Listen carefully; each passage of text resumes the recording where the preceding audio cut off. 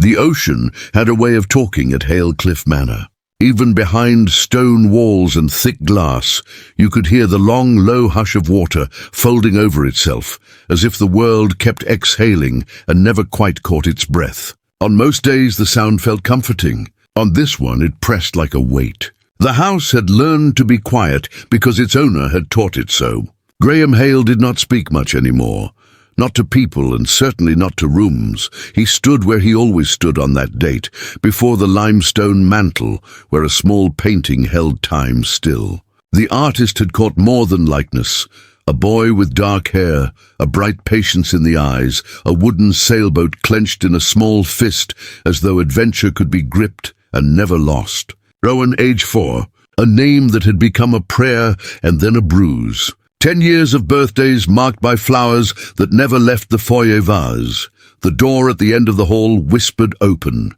Mrs. Pritchard had strict rules about who entered this wing, and none included the new maid. Yet footsteps, hesitant and light, came anyway. Nora appeared first, dust rag twisted in her hands, apology already forming. Tucked behind her skirt was Lila, thin as a reed, blue-eyed, 12 or so, the kind of child who watched before she spoke. Graham's gaze sharpened. His voice, when it came, was cool enough to fog glass. "This corridor is closed." "I'm sorry, sir," Nora said, shoulders tight. "My car failed this morning. I had no sitter. I told her to stay in the kitchen."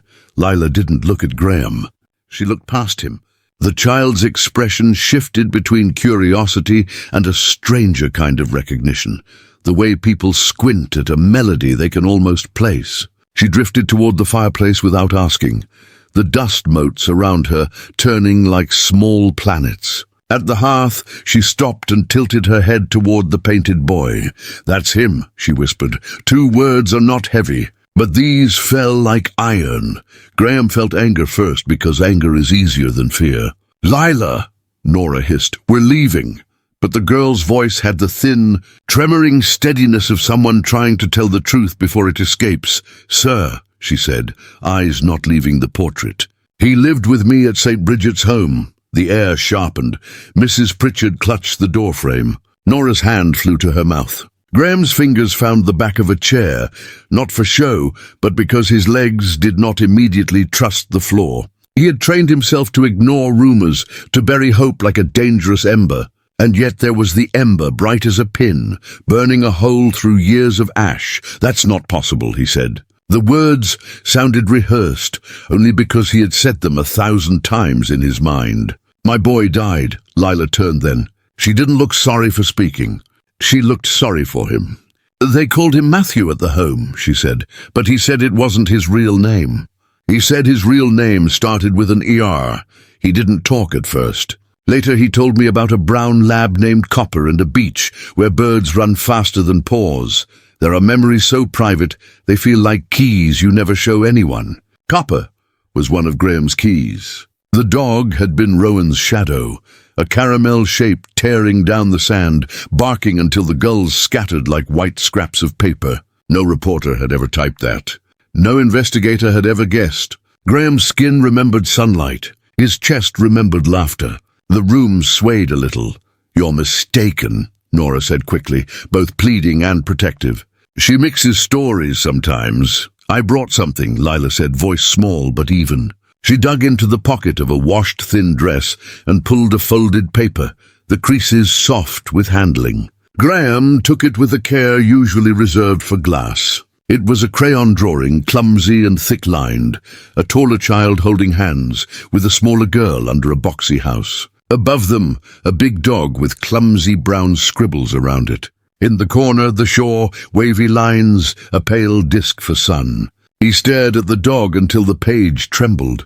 "He gave me that when one of the big kids tried to take my locket," Lila said, fingers going to the chain at her throat. "He stood between us and didn't say a word, and the boy walked away. Later he said, 'Keep this so you remember you have someone on your side.'" The house changed then. It was subtle, almost superstitious, as if the old beams had stretched and the rugs exhaled dust they'd hoarded. Graham straightened. Routine cracked. Reflexes returned. "Mrs. Pritchard," he said, voice steady, "have Marcus come to the manor now." To Nora he added, "You and Lila will move to the east guest wing. You're safer there." The maid blinked. "Safer was not a word used in houses like this," he continued. "We will speak in my study. Lila, you will tell me everything you remember, from the first day you saw him to the last." Lila nodded. She didn't smile. Brave children rarely do when adults want them to. She simply held his gaze like someone holding a lighthouse beam steady in a storm. In another kind of story that might have been enough. In this one, our inspiring true story tone born from shadows and ordinary courage, it was the beginning of the hunt. As they turned to go, Graham glanced once more at the painting. The boy's small fist still clutched the wooden boat. A decade of grief had made Graham smaller in ways he couldn't see. A child's whisper had just made space for him to stand up again, and somewhere outside, beyond the clipped hedges and cold windows, the ocean kept saying, "Hush, hush, hush," as if to warn and welcome all at once. Graham's study smelled like old leather and tired promises. He had chosen it that way once, believing serious rooms should feel heavy. Now weight seemed useful. It kept him from floating into shock. Nora and Lila sat on the edge of a sofa as though it might bite. Mrs. Pritchard set down a tray. No one touched. Marcus Devlin arrived, coat still on, the manner of a man who never learned to be surprised because he expected trouble to show up uninvited.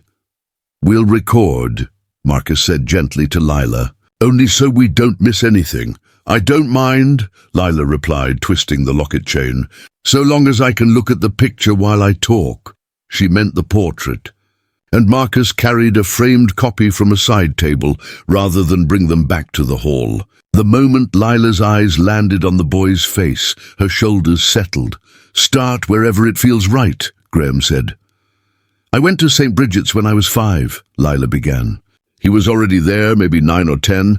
The sisters called him Matthew and said he didn't talk, so some kids said mute Matthew because children can be unkind when they're scared. He drew all the time. Waves, houses that looked like castles, sometimes a big dog with square feet." She smiled despite herself. "And he'd press the brown crayon too hard so it would snap." Graham felt both pain and relief. "Small details are the texture of truth. Did he ever talk about family?" Marcus asked. "Not at first. Then he told me little things when we sat by the window, about a gate with a letter on it, like an H but fancy. About a man who lifted him high enough to touch a wind toy shaped like a bird. About a woman who smelled like garden flowers." Lila's gaze flicked to Graham and away. "When he did talk, it was mostly to tell me I wasn't alone." Marcus glanced at Graham. "The wind toy could be a weather vane. The lettered gate matched Hale Cliff's ironwork. Copper's name had anchored the memory. Dots began to link the way constellations do when you stop trying too hard." The study door opened, and a tall, spare man with sailor's posture stepped in. Nora rose at once. "This is my father, Captain Owen March," she said. "He came as soon as I called." Captain Owen's eyes were clear and steady, the sort that measured twice and cut once. He shook Graham's hand like equals shaking terms from the air. "I'll sit with the child while she answers the hard parts," he said simply, with Owen beside her. Lila added fragments she had skipped, late-night visitors in a quiet black car. The head sister Miriam, who flinched at the sight of a gold ring with a dark green stone. Hushed arguments in the hall when they thought children slept. The man with the ring pointed a finger at Sister Miriam once, Lila said, voice going small. "I saw the stone catch the light. He said, 'You will call the boy Matthew. The other name is buried. Do you understand?'" Graham stood very still. The study's ticking clock seemed suddenly rude. Marcus slipped out and back in, a thin folder under his arm. "First pass on St. Bridget's fire," he reported. 3 years back. Goes ruled faulty wiring, but the investigator of record resigned and bought a condo in Palm Harbor for cash 15 days later. He let the word cash sit. Ownership of the orphanage shows a daisy chain, front charity called Bright Morning Foundation, funded by a Delaware company that turns out to be a subsidiary of Hale Holdings' charitable division. Graham didn't sit. He would have broken the chair. "Who signed the transfers?" "I need an hour," Marcus said. "But the division lead is Victor Lang," Nora glanced at Lila. Captain Owen inhaled through his nose, as if the room smelled worse than it did. Graham's brother-in-law had worn loyalty like a polished shoe at family gatherings. Subtle, expensive, and comfortable, only if you liked the fit. He was also the keeper of good works, the wing of the company. Nobody audited very hard, because it was where the press smiled. As if the house had a sense for timing, the desk phone blinked to life. Graham stared at the display. Victor Lang. Grief is a fog, and sometimes a shield. He picked up and pitched his voice low, threadbare, weary. Evening, Victor. Graham, I was thinking of you. The voice purred through the line. Hard day. I could bring something from the cellar and keep you company. We can toast to all that was good. Marcus's eyebrows asked a question. Graham's nod said, play along. Another time, he murmured. I'm closing down early. You cancelled the Tokyo trip, Victor said lightly, like a cat pawing at a curtain. Are you well? Tired, Graham answered. Then a quick visit, Victor pressed. 10 minutes. Tomorrow, Graham said and let the silence hang. Good night. When the call ended, the room felt like a taut rope. Marcus said, he's checking the cage. Captain Owen touched Lila's shoulder. You've done well, soldier, he said softly. She nodded, small chin set. Graham turned to Nora. You and Lila are guests now, not staff. You do not return to the quarters. Your phones will stay with my security. Use the in-room line for anything you need. No one in or out without clearance. Nora's breath shook. Sir, why would anyone come for us? Graham looked at the crayon drawing on his desk, at the 2 stick figures and the brown dog and the simple, faithful blue of the sea. Because truth has a way of making monsters nervous, he said. And nervous monsters do foolish things. It could have ended there for the night, but some stories do not respect bedtime. Marcus's second call came fast. Paper trail says Bright Morning was created 15 years ago. Original signatory for the funding funnel is Victor Lang. I'll need more time to get down to individual authorizations. Time you have, Graham said. We won't sleep. In the East Wing, a guard in a dark suit leaned against a damask wall and pretended to be furniture. Inside the suite, Lila pressed her forehead to the cool window and watched the garden hold its breath. She asked Captain Owen in a whisper, Did I do something good? You did something true, he said. The good follows. The ocean kept saying hush. But now it sounded less like a warning and more like someone smoothing a sheet over a bed, making a place for the morning. Victor arrived with a bottle that cost more than honesty usually does. Mrs. Pritchard opened the door and tried not to flinch at the ring, at the way its green stone gleamed like a watchful eye. Victor smiled past her, a practiced warmth a degree too quick to be real. Family shouldn't be alone on hard nights, he said, as he stepped into the quiet hall. Graham stood at the landing as if pulled from the dark by strings. He let his shoulders slump the way they did on anniversaries. The performance wasn't only for Victor, it was for every camera in the man's head. One drink, Graham said. In the study, Victor set the bottle on the desk and made a show of looking around, a tourist always searching for a sign he's on the right street. His gaze snagged on a folded paper near the inkwell. A bit of Rowan's old art? He asked with syrup in his tone. Graham's reaction came too fast. Leave it, he said, voice a touch sharp. For a beat, Victor didn't move. Then slowly he smiled and backed his hand away. Of course. They stood at the fireplace where the portrait watched with patient eyes. Victor raised a glass. To the memory of those we love. Graham touched his glass to Victor's and did not drink.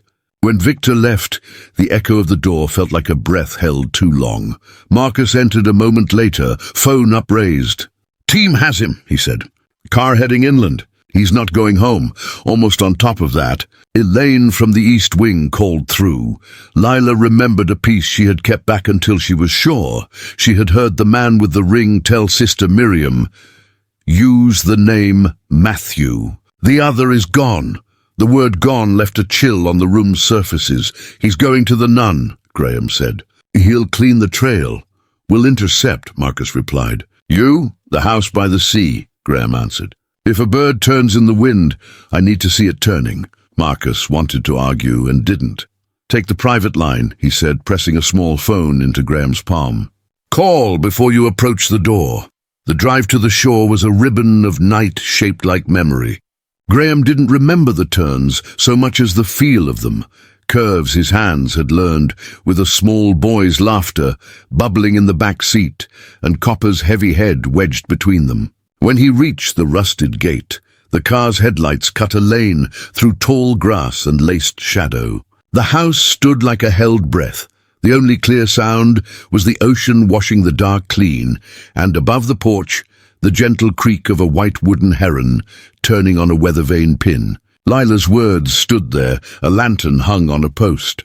I could see it from his window. Graham let the sight pour into him until calm replaced shaking. The front lock complained. Inside, sheeted furniture hunched like wintering animals. He climbed the stairs slower than a man in a hurry, because there are moments that must not be rushed, not even by hope.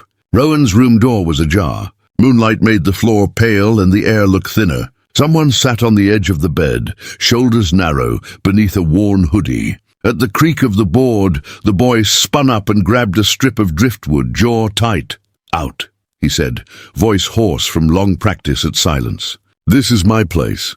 Graham raised his hands, palms empty. "I won't harm you." "That's what people say when they're about to," the boy answered, eyes bright, the way fear is bright. His gaze flicked past Graham's shoulder and then back, measuring distance, angle, consequence. Names can be doors. Graham tried one. There used to be a dog here," he said carefully. "A brown lab. He loved chasing gulls. Copper, with paws too big for the rest of him." The driftwood slid a little in the boy's grip. A tiny crease formed between his eyebrows like a seam splitting. "How do you know that?"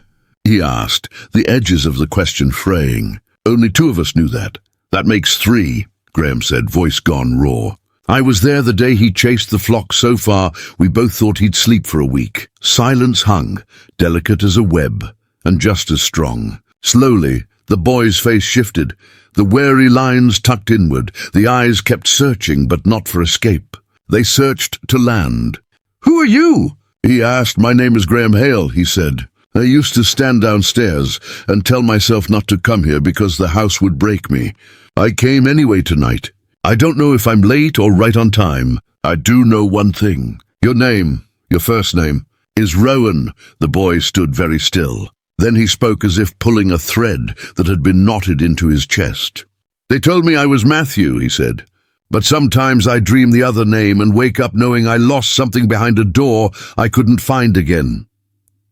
Graham did not step forward. He opened his arms and stayed where he was. Invitations should never feel like pressure. "I'm the man from the photo album," he said softly. "The one holding the wooden boat. I'm the one who taught Copper to bring it back, even when the tide pulled it sideways." He stopped because he could barely see. The driftwood fell first. A soft clack against the floor, a small sound that split a decade. The boy made one unsure step and then another, then crossed the last distance at a run as if the floor might disappear. Graham caught him, and it felt like catching a breath you didn't know you'd been holding since the world went wrong. The boy was light and shaking, and Graham shook too, which is how two people sometimes stop shaking. They didn't speak for a long time. Grief had so many words stored up, but it turned out relief needed fewer. At last, Rowan leaned back enough to look at him up close. "You smell like old rooms," he said, with a ghost of humor brave kids find in dark places. "And salt." "Both true," Graham whispered. "We can fix the first. The second is the ocean's fault." The phone in Graham's pocket hummed. Marcus's voice came through, clipped and calm. "We have Sister Miriam safe," he said. "Victor tried for her and found us instead. She's ready to testify." A pause. "Are you all right?" Graham looked at the boy, at the small moonlit face with eyes like the portraits, but alive, unblinking, present. "I think so," he said. "I think the house can breathe again." "Then bring him home," Marcus replied. Outside, the heron turned once more in the breeze as if to nod. Inside, a father and a son stood in a room where time had waited as patiently as it knew how.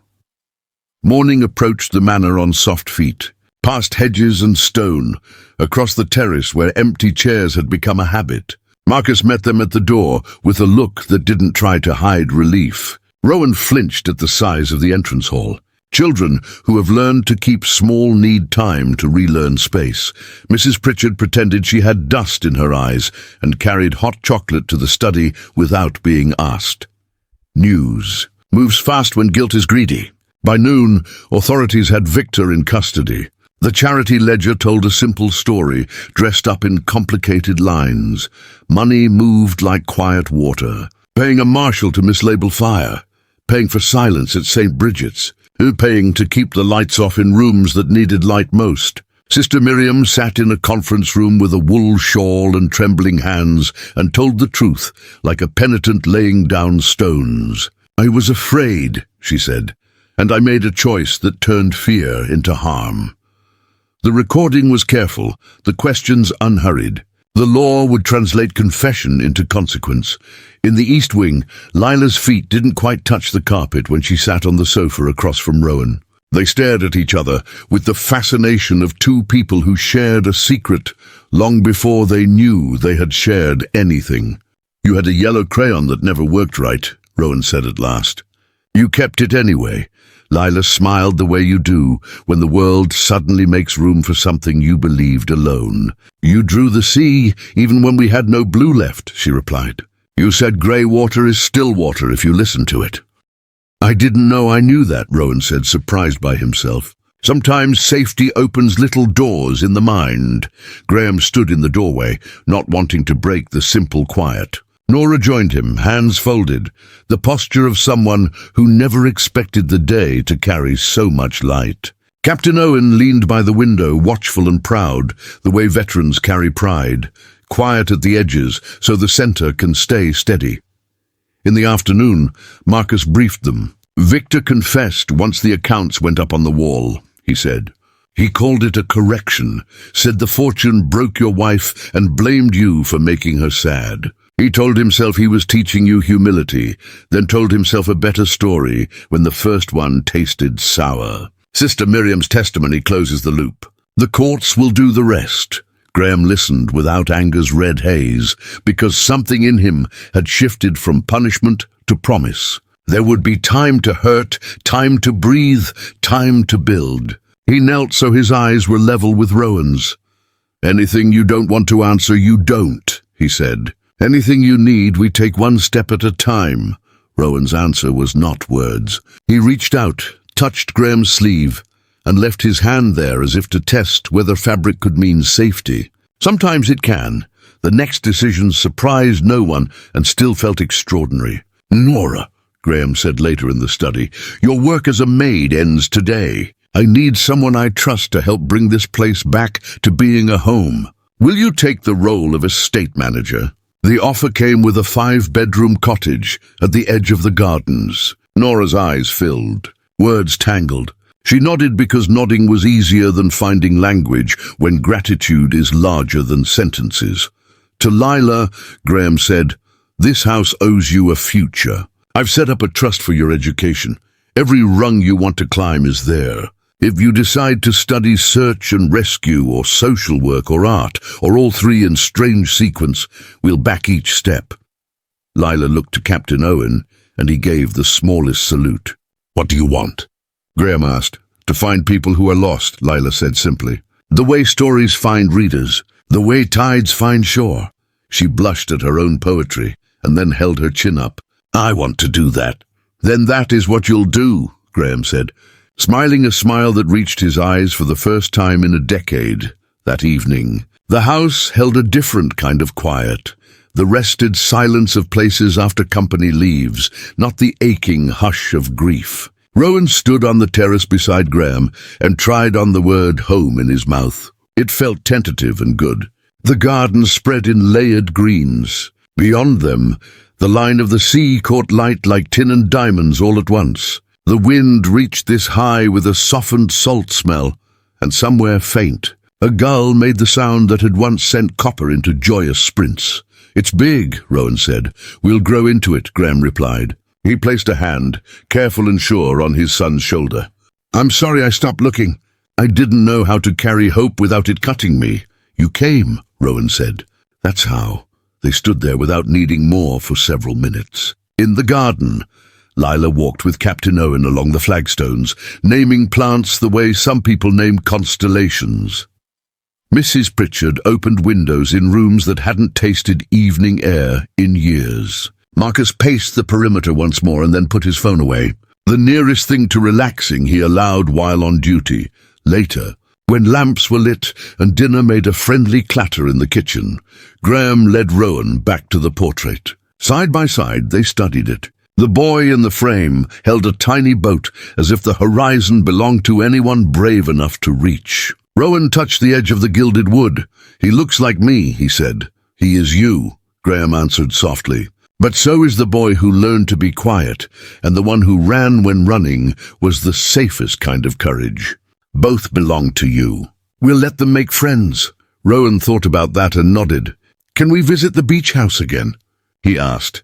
"The bird turns in the wind. I want to hear how it sounds on a sunny day." "We can go tomorrow," Graham said, "and 100 tomorrows after that." The last scene did not slam a door or roll credits. Out on the lawn, the side gate, wrought iron shaped into a slender H that once felt like a brand, stood open. Evening light ran through it like the sea through a broken shell. Lila crossed the threshold first and looked back with a grin as if to say, "It's not a gate unless it leads somewhere." Rowan followed, then Graham, and the three of them walked toward a patch of simple, sun-warmed stone where someone, long ago, had planted herbs just because. The white heron on the distant roof turned once, an easy, ordinary spin, and that's where this chapter rests, not with a house sealed up and safe, but with a path newly walked, a promise made in quiet voices, and a sky wide enough to hold more stories than anyone can count. If you listen to this inspiring real-life style tale while making tea, commuting, or settling in for the night, know that the comments below are a small garden gate of their own. Step through and tell us where you are in the world and what part of the journey tugged your sleeve. Like and subscribe if you want more mysteries that turn into mornings. Tonight the ocean still says hush, but in this house the word sounds like rest.